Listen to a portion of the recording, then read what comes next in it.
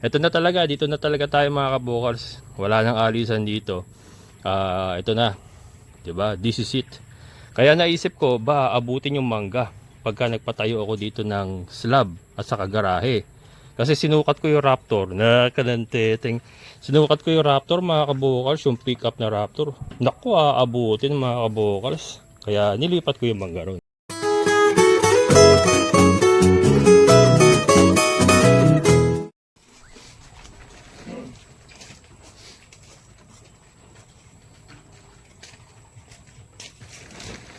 Kaya na. Chloe! Chloe! Nakakaginig ka! Ano ka lang? Na. Chloe! Okay na. Mga kabokals, si Chloe lalong tumatapang nung nakulong. Yan pati sa pagpapakain. Medyo may challenge na ako. Nakagat niya na si partner. Kaya nagpagawa nga tayo ng kulungan niya na yan. Ang problema, lalong tumapang mga kabokals nung naikulong natin. So ito, pagka nagpatuloy siyang ganyan, no way ko na ito mapakawalan. Diyan na lang talaga siya. Kasi delikado rin para kay partner. Saka baka makadisgrasya rin po ng ibang tao pagka may bisita tayo. Medyo nag-upgrade yung kanyang katapangan mga kabukal. Kahit ako, inaano niya na katulad niya. Dati hindi naman ganyan eh. Siguro nagalit siya sa akin kasi kinulong ko siya. Nagtanim ng galit. Bipolar talaga mga kabukal. Bipolar tong aso na to. Kaya lang syempre hindi natin pwedeng sukuan. Alaga natin yan eh. Kaya yan nga nagpagawa tayo ng kulungan para sa kanya. At least hindi siya nakatali at maganda yung kanyang kinalalagyan. May bubong, may tabing, at walang nakatali sa kanyang leeg. Yun nga lang, baka hindi ko na siya mapawalan. Diyan na lang talaga siya. And then nililinisan na lang natin yung pupo niya. Kahit sa paglilinis mga bukas ng pupo niya ay may challenge din kasi ganyan din siya.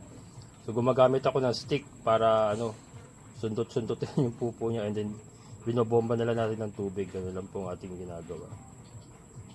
So yan po ang problema ko kay Chloe. Ayan, pasensya na mga kabukals, madamo na at hindi ko maharap talaga. Alam niyo naman, sinabi ko naman na may problema pa ako kay mama ngayon at wala nag-aalaga. So pabalik-balik ako mga kabukals, araw-araw yan. Pabalik-balik ako sa San Jose del Monte, Bulacan, San Rafael. Pabalik-balik ako kaya wala na yung katawan ko, sa biyahe pa lang pagod na. Pero kahapon may nagawa ako mabuti. Yung ubas natin mga kabukals, so laki na laki na.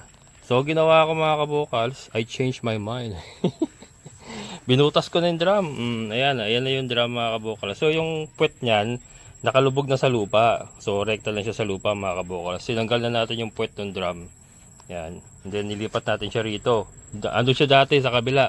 Andun siya dati, 'di ba? Nilipat natin siya rito. Ayan. So yumayabong na. Ayan Yumayabong ng ating ubas. Ayan. And then itong mangga mga kabukals, itong isang mangga natin, andito yan. Andito yan mga kabukals.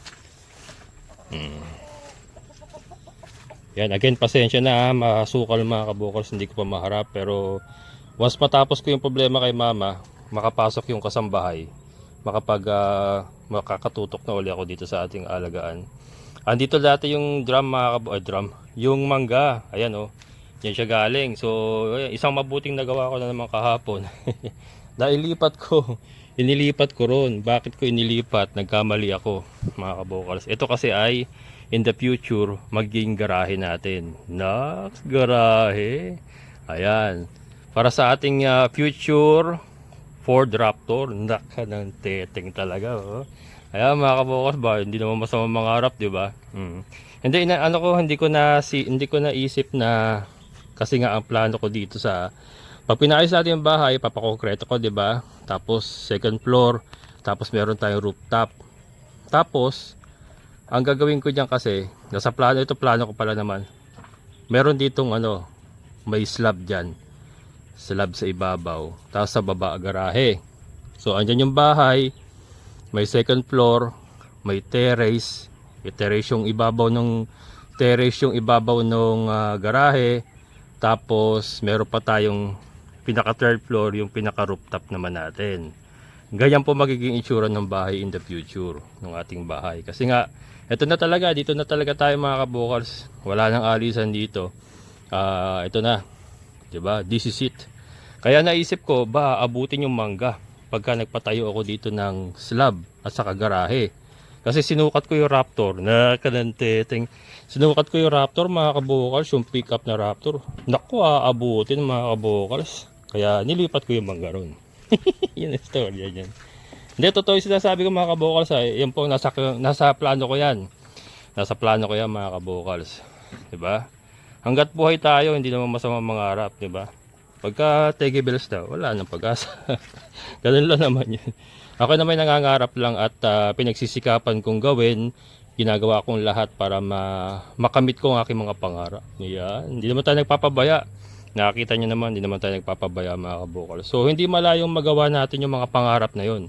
Sa patuloy nating pagsisikap, sa patuloy nating pagkilos at pag-abot ng ating mga pangarap, ay makakamit ko yung garahe, tapos terrace, nakaslab yung ibabaw, tapos ito yung bahay natin, second floor, tapos may rooftop tayo. Ang galing, di ba? Maliit lang, ganyan lang mga kabukas. Kung gaano kalaki yung bahay ko na yan ngayon, ganyan lang yan. Yan, kasi naman yung mga anak ko naman, may kanya-kanya. Yung panganay ko, may asawa na. Yung bunso ko, graduating this year, fourth year nursing student. Siyempre, pag nakagraduate yun, magkakaroon na rin sariling buhay yun. So, di ba? So, magiging kami dalawa na lang ni partner dito kung gusto niyo pa ako samahan dito. Kung gusto niyo sumama sa akin dito, dalawa kami dito. Kung hindi naman, mag-isa lang ako. Kasama ko si Chloe. Ayan. Si Chloe na bipolar. Si Chloe na bipolar. Ayan. Ano? Are you cool? Are you cool? Bipolar pa lang yan. Ayan mga kabokals. Sarap patulog. Ang sarap ng tulog ng bebe kong yan ha. Ayan. Ito wala tayong problema dyan. Mababay dyan. Ayan mga kabokals. So unti-unti pagagandahin natin itong munting area natin. Kahit 400 square meter lang to. Pagagandahin natin yan. Makikita nyo mga kabokals. And ito may papaya na tayo. Hindi ko na inilipat. Gagawin ko dyan, papahigain ko para may bulaklak na. May bulaklak na. Mga kabokals. Ang galing, may bulaklak na. Dalawa sila. Ibig sabihin babae sila pareho. Ang galing. Hindi natin tatanggalin yan. Papahigain ko na lang yung mga kabokals para hindi sila tumama dito sa yero. Papahigain ko. May sumunod pa ng isa, ayun Hindi ko na rin tatanggalin yan. Ayan, hindi ating rambutan. Parang pumapangit yung rambutan ko Ayan. So ito na lang mga natira sa ating mga manok at yung white leghorn rooster natin. At saka ito yung anak niya. Yung anak niya sa Rhode Island. Rhode Island white leghorn. Gagamitin natin yan mga kabokals. Pang palahi sa ating mga paitlugin. Yan yung ating lakatan. Maganda na yung ating lakatan mga kabokals Maganda na. Hindi ko pa muna binalutan ng sako. Actually, baka hindi ko nabalutan ng sako. Total, pang sariling gamit na namin. Okay lang yan, magkaroon siya ng mga dots. Yung mga para tuldok-tuldok. Okay lang yan. Tapos itong isa, nagaano na rin. Ayan Ay, hindi pa yata kita. Pero meron na. Meron na. Ayan na, lumalabas na yung puso niya. Pakita mga kabokals. Ayun. Ayan can you see it? Can you see it mga kabokals? Lumalabas na yung puso niya. Lakatan din niya mga kabokals. And then ito nga yung ating mangga. Ayan, sumobra ako ng baon kaya kinalukay ko ng konti yung kasi lulubog yung kanyang pinaka-trunk. Baka mabulok. Kaya binuksan natin konti para makahinga. Then yung ubas natin. Itong ubas na ito, dito natin lalagyan ng balag yan. Para nakatapat sa kusina. So habang nagluluto tayo, habang nagugas tayo pinggan, nakabalag dyan tapos may bunga. Nakatingin tayo sa bunga ng ubas. Galing. Ayan. Ito, again mga kabukas, iga-grass cutter natin yan. Pasensya na. Talagang hindi na kinakaya. And baka sabihin nyo, ba't nagbablog ka pa? Kailangan ko po mag-vlog, kailangan ko po maghanap buhay. Ito lang po ang ating main source of income sa ngayon, yung ating YT channel. So pag hindi ako nag-vlog, nga. Pati si mama, nga. Para-parehas kami pupulutin sa kangkungan. Kanor, brother! Yan si Kanor. Yung mga baboy. Ito yung ating mga bagong pisang ducklings. Ayan. Yung mga bagong pisang ducklings tayo. And ito yung ating mga breeders. Nagbawas ako mga kabukals. Dati 6 yan. 6 na babae, 1 lalaki. Nagbawas ako. Kasi yung mga kinandling ko ng mga nauna, ang daming hindi fertile. So nagbawas ako para sigurado tayo kahit konti yung may bigay nila, basta fertile, mataas yung percentage ng fertile. Para hindi sayang. Aanuhin mo yung maraming itlog kung hindi naman fertile, di ba? Kaya inapat lang natin. Ayan. Ito po yung isang batch. And ito na yung anak nung batch na yon. Anak nung batch na yon. Ayan. So ito, meron akong 2 na galing diyan na nandoon na sa battery cage, yung mga mas matanda diyan na 2 inahin. 2 hen na kapatid nila, anak na, bali produce na natin, andoon na sa battery cage mga kabukas, nakasalang na. So malapit na mangitlog yon, makikita natin kung ang brown ba talaga yung itlog nila and kung gaano sila kadalas mangitlog. So yun po pagbabasihan natin kung itutuloy natin itong breeding na to, itong breeding na mga batch na ito. Yung 2 na yon ang magiging batayan natin. Ito mga lalaki yan mga kabukal, sa inyo mga pula na yan. Bali ang babae lang yan 3, ayun isa, ayun yung isang babae, hindi yung 2, ayan.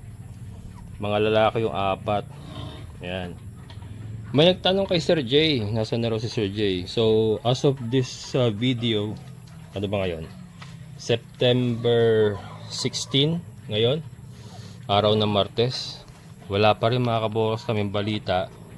Wala pa rin balita, kahit yung kanyang kamag-anak walang balita. So yun, medyo nakakaalala na kung ano nangyari talaga sa kanya. Buti na lang may pondo kay Kuya Greg. So si Kuya Greg ang nag-aalaga ng kanyang mga alaga, kasi marami na siyang alaga. May mga manok na siya, meron na siyang mga layers, saka yan din yung kambing.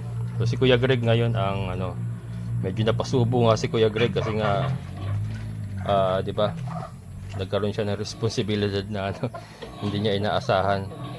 Pero hindi naman pinapabayaan ni Kuya Greg. Yan, ito mga kabukas, yung ating Cavendish banana. Grabe. Ilang piling ba to? 1, 2, 3, 4, 5, 6, 7, 8, 9. 9 na piling. Ang galing. 9 na piling. Ito pala yung kailangan kong tukuran. Kaya lang mataba naman yung kanyang puno. Pero tutukuran pa rin natin yan. Sobrang bigat niyan pagka lumaki. Buti na lang nakatapat siya rito. Ayan yung poste ng ating tolda. So dito ko na ikakapit yan. Lalagyan ko na lang ng brace. Bibracean ko na lang yan. Ayan. Galing. Tanggalin natin yung puso mga kabukas. Try kong isahog sa sa sinigang na bangus yung kanyang puso. Grabe, laki.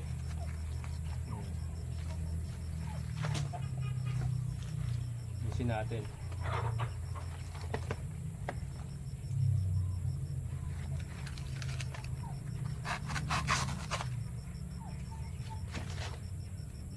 Laki niya Ayan yung puso. Kita nyo ba?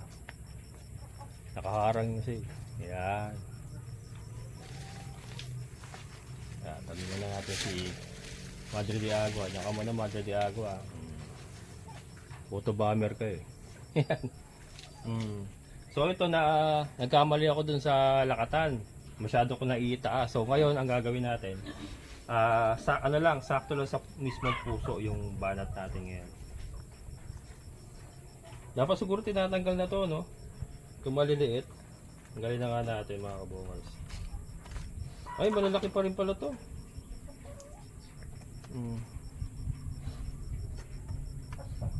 Kasi napapanood ko sa ano, agribusiness. Tinatanggal nila to eh. Yung may episode silang lakatan mga kabokals. Ako nanonood kayo ng agribusiness. Ako nanonood ako kay Sir Buddy. May episode sila dun eh, ano, tinatanggal yung, ay nahiwa ko pala to. Tanggalin ko na nga. Para ano, lumaki ito. Para lumaki ito mga to. So ang gagawin natin, dito mismo malapit sa puso ang banat. Kasi ito pala nabubulok pa ito, pala ito mga kabukas pagka pinutol natin. Parang nabubulok siya. So ang banat ko, halos dito sa may puso mismo. Yan. Ang galing.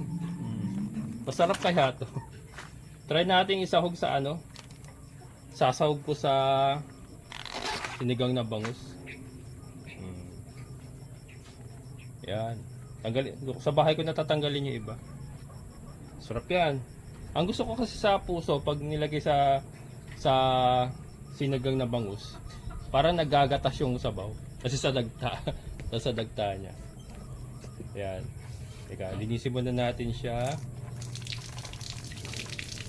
Ayan.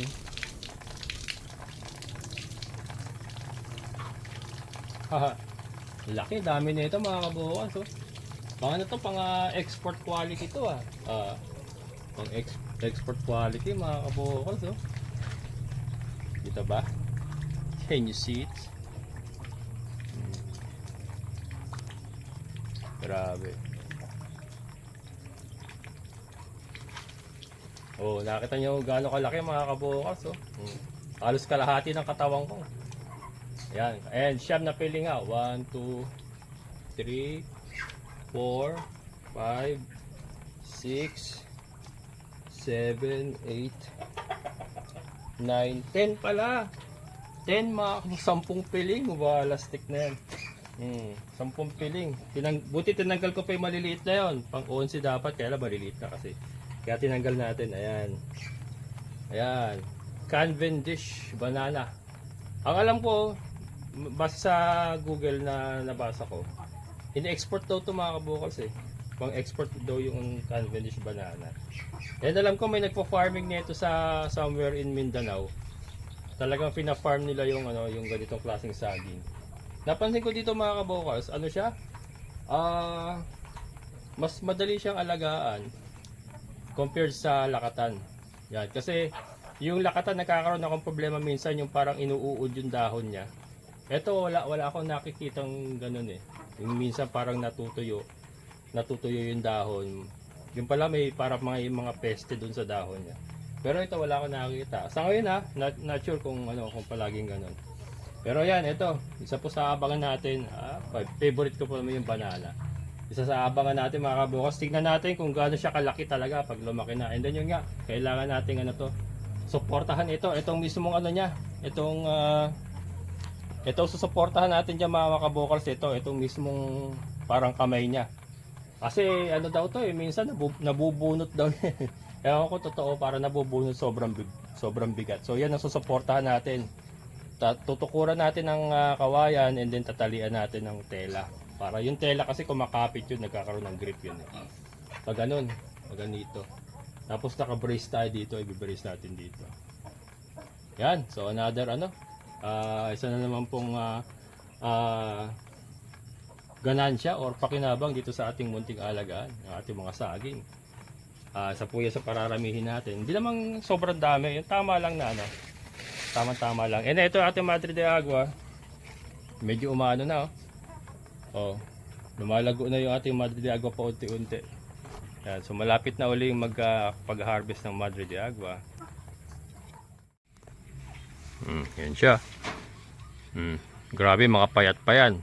What more pagka umano na yan, tumaba na, bigat na yan. Buti na lang yung kanyang trunk mataba. Masusuportahan yung bigat niya. Ito lang talaga, dyan tayo medyo alanganin. Yung ating mulberry, naka-recover na uli. Kasi yan, pinutol natin. Masyado na kasi tumataas. Ito, Cavendish din ito mga kabokals. Ayan. Meron na kaya. Ang ko pala, ang saging pala, mamumunga yan pagka may lumabas na dahon na maliit. Diba ito, malalaki itong dahon na to. Yan. Di ba malalaki yan? Pag may lumabas pala maliit, kasunod pala nun bulaklak na. Kasi ganun yung sa lakatan eh. Ito kaya. Ito kaya. Yan, bali makikita na natin yan. Pero wag sunod-sunod kasi baka mabunsol ako sa saging. Medyo may pagitan. Ayan yung ating mga Madre de Agua sa lote ni Ate Ninfa. Medyo lumalago na naman ang damo. Kailangan ito maagapan. Maagapan. Saan kaya ko huhugot ng lakas? Hindi, ano natin yung hanapan na. Kahit pa unti-unti, kahit pa 1/4, tirahin ko yan. Ang gagawin ko dyan, dadamuhan ko muna yung mismong puno. Dadamuhan ko muna mano-mano. Saka ko dadaanan ng grass cutter para hindi ko natamaan. Pero ayan, gumaganda na mga kabokals. Oh. Ibang-iba doon sa dating nakita natin na naninilaw. Pero ngayon, berdeng-berde na sila. Kasi dahil sa ulan. Magandang malaking bagay dito talaga yung ulan. Ayan. So again mga kabokas, pasensya na ha. Talagang wala pa pong linis. Pero yan. Yung aking kasambahay na nakuha sa katapusan para papasok. Pero kausapin ko nga kung makapasok siya ng baka mas maaga. Kasi uwi daw siya ng Bacolod.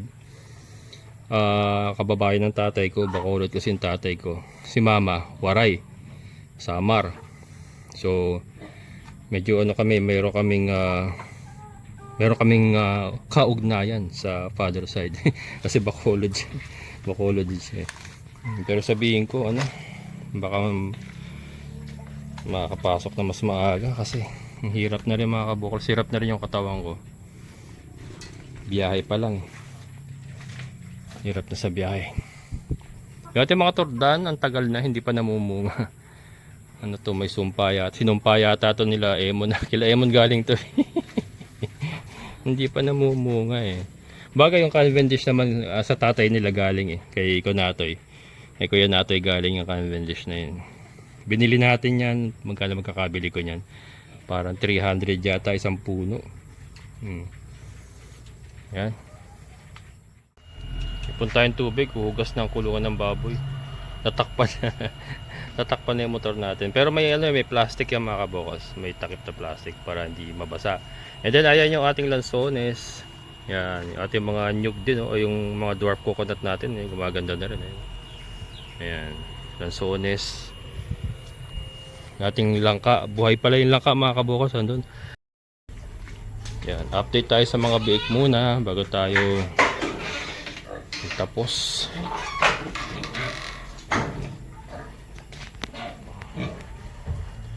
Yan. Pang-apat na araw, lalong lumalaki yung ating mga biik, mga kabokals.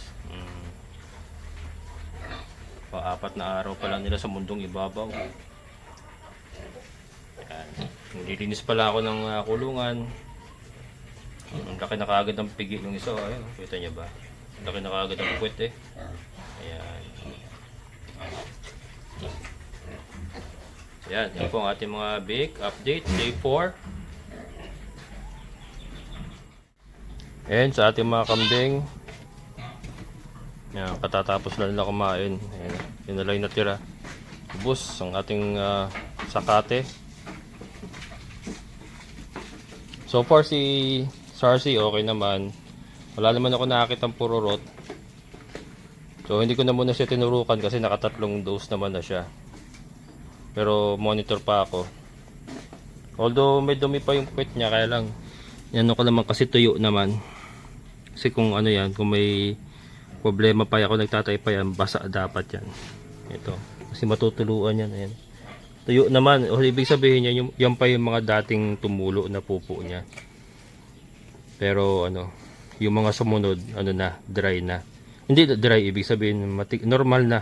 Parang ganun. Pero monitor pa rin natin. Ayan. So far okay naman sila. Maulan pa rin kaya dito lang din sila. Hindi muna sila lalabas. So nagsakate nga lang muna tayo. Ayan. Yung mga natapon nila yan, sinisimot nila. Pero kanina puno yan. Hindi ko nila na-videoan. This is the goal, syempre, ubos. Diba na Brad? Ubos yan kay Dagol. Very good yan eh. Pati na sa baba, simot niya Mamaya inom ko tubig. Inom ko tubig mamaya Brad. Yan ka lang ha. So ito pirmis na nakabukas para pag may maglalandi, papasok na sa loob. And makikita naman natin yun kasi nagwiwiggle yung buntot niyan. So pagka ganon, lalo ko ibibigay pa para makita ko talaga na nasampahan niya. Pero maganda kasi yan na naamoy nila si Dagol para mag-stimulate yung kanilang paglalandi. Yan po ang ating mga kambing. Ayan, and then ito naman yung ating mga layers. 5:45 na mga kabukas, pasensya na kasi naglatag pa tayo ng kusot sa ating ilalim ng ating mga layers para sa beddings kasi medyo ano na, makakapal na yung pupo nila kanina. So yan, bago tayo magtapos, flex ko po muna. Ayan o, ang ilalim ng kanilang battery cage. And ayan, looking good po yung ating mga layers as always. Talagang ito po ang income generating natin ngayon, at itong ating mga layers. Yan sila. Ang problema, hindi na natin nasusunod yung 3 times a day na pakain kasi nga paroon pa rito ako. So hindi na sila nakakakain ng maagang maaga, yun ang problema. Pero ang ginagawa ko, dinadagdagan ko na lang yung kanilang rasyon. So yung kung gaano karami yung napapakain natin ng 3 times a day, kinokompa ko na lang yun ng twice a day. So nagdadagdag na lang po tayo para yung dami po ay kasing dami pa rin ng 3 times a day na pakain. Ayan. So mamaya kakain sila. Ito yung sinasabi ko mga kabokals na mga palahi na natin. Ayan. Mga palahi na natin yung mga kabokals, yung dalawa na yan. So yun ang aabangan natin kung anong itsura ng kanilang itlog. Kung brown ba, malaki ba, and kung gaano sila kadalas umitlog. Yan po yung mga titignan natin dito sa ating dalawang palahi para masabi natin na successful yung ating crossbreeding ng Rhode Island at ng Decal Brown. And then ito yung ating Rhode Island. Yan, so nagko-contribute na rin yan. Total hindi pa naman tayo nagbe-breed, stop breeding tayo. So yung itlog niya kasama sa table eggs kasi brown din naman yung itlog niya, kaya lang hindi kasi laki ng mga sa Decal Brown. Mas maliit talaga itlog ng Rhode Island sa mga Decal Brown. Yan. So yan, tubig po ang laman ngayon kasi hindi pa sila kumakain. Kumain na sila kanina tanghali. Yan, so tanghali na nakakakain nga kasi yun po ang sitwasyon natin ngayon. And ito po yung ating na-harvest for today. Meron tayong isang tray at 14 pieces na eggs. Ayan. Ayan pa. So ayan mga kabokals, yung pong aking may babahagi sa inyo for today. Ako naman ay magpapakain na naman uli. Ayan. So sana po nag-enjoy kayo. Maraming salamat po sa inyong pagsama. Amazing na buhay.